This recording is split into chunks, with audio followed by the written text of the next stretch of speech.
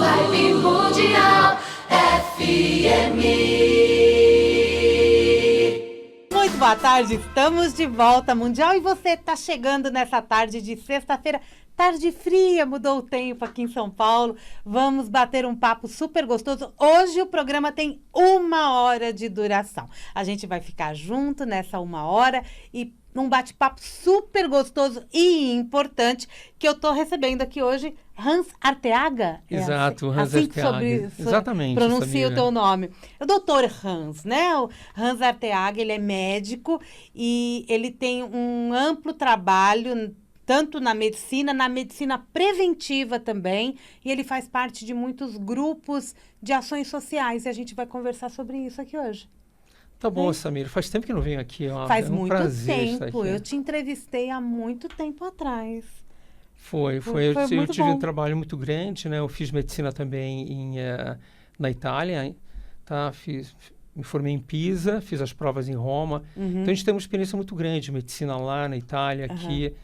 Participei também, fui o único médico na guerra na Iugoslávia. Tive que fazer universidade também em Nice, tá?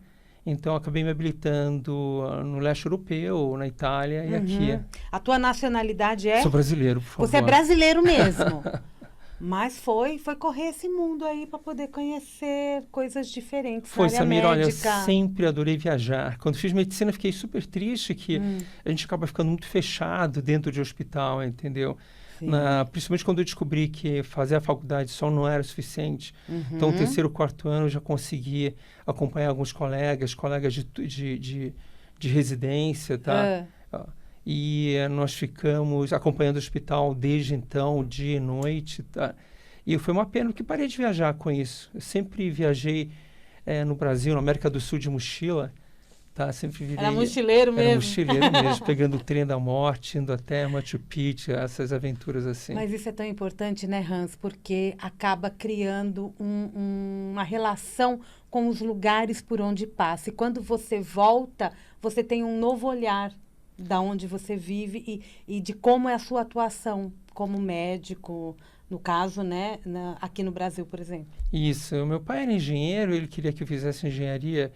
E eu gostava de engenharia, mas queria trabalhar mais com as mãos, eu queria pensar em fazer medicina.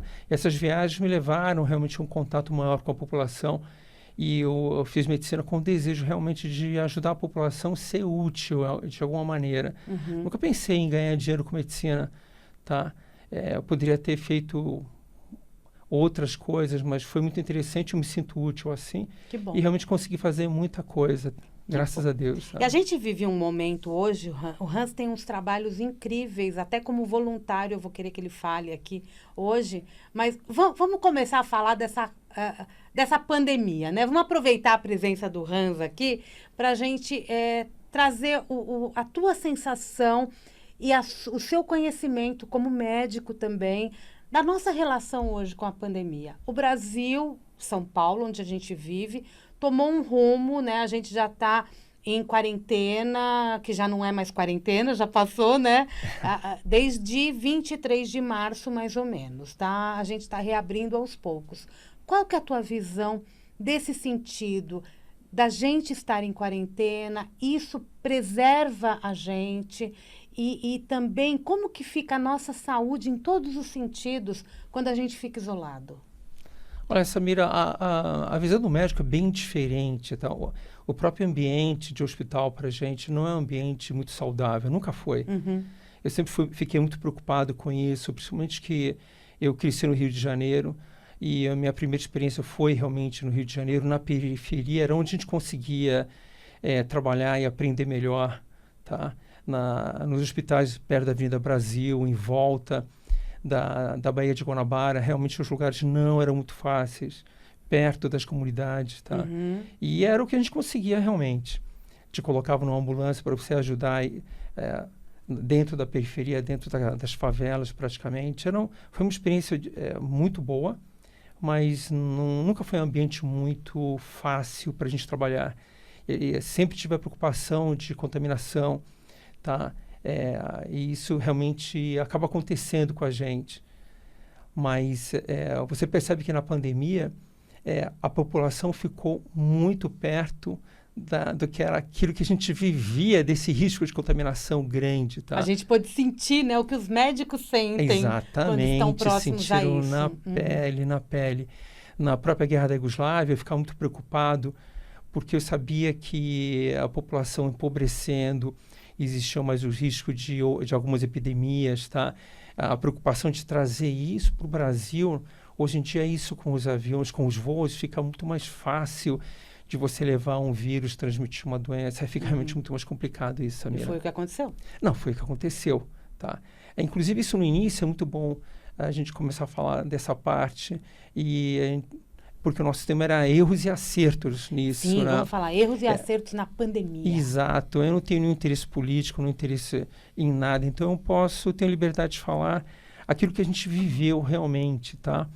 E você vê que no início houve grandes erros, a Organização Mundial da Saúde ela poderia ter avisado antes do que estava acontecendo, a China poderia ter mostrado como era crítica a situação deles, como era realmente um vírus bem difícil de você lidar. Se tivesse sido feito isso, nós teríamos tempo, tá, de preparar. Ele não teria sido aquela catástrofe que foi na Itália, por exemplo. Uhum. Tá. Que graças a Deus eles já vão começar, né? Já estão reabrindo. Exato. Sempre me perguntaram... Mas é um país mais velho, né? Olha, são vários fatores. Tá? Eu, como médico lá, eu posso te falar, o sistema de saúde lá funcionava super bem. Uhum. Então, o médico de família lá funciona muito bem. Aqui deveria realmente estar sendo implantado isso, mas lá funciona bem. E, na realidade, é um espelho do que está acontecendo lá. Tá. Nós éramos obrigados, quando a gente se forma, a fazer um internato, e nosso treinamento é feito em cidades pequenas, acompanhando principalmente os médicos de família. Então, eu tive que correr várias cidades. Todo mês eu era designado para uma cidade diferente, acompanhando os médicos de família.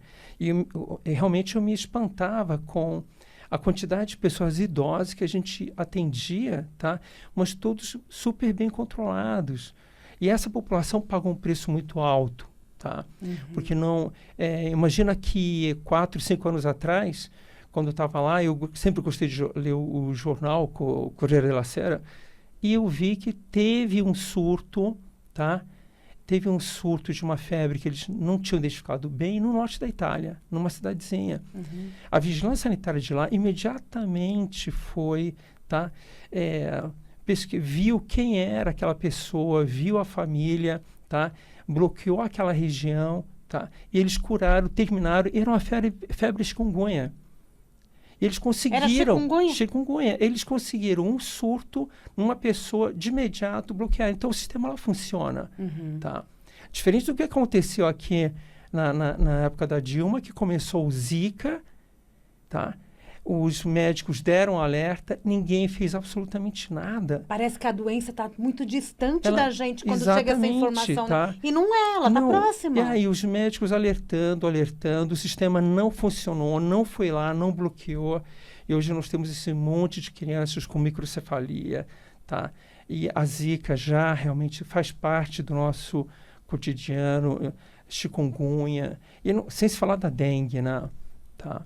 Então, realmente, houve essa primeira falha muito grande, impediu que o sistema italiano se protegesse, tá? Porque o comércio é muito grande, o fluxo dos chineses para Milão é muito grande naquela região. Eu trabalhei muito naquela região, perto de Prato, em Firenze, fui assistente muito tempo de um grande homem, o professor Luccioli, que é um especialista... grande dos especialistas da Itália, que faleceu já tem uns 3, 4 anos. Mas aquela zona, as pequenas fábricas, médias, grandes, de tecelagens foram todas compradas pelos chineses. Nós vimos uma mudança assim, extremamente grande. Para você ter uma ideia... Isso em uma década, 2? É uma década que aconteceu isso praticamente. Tem praticamente bairros ali em Prato, ali perto de Prato, que não se fala italiano. Só chinês? Só chinês, entendeu? Então, é muito fácil o vírus ter migrado da China para a Itália. Exatamente, tá?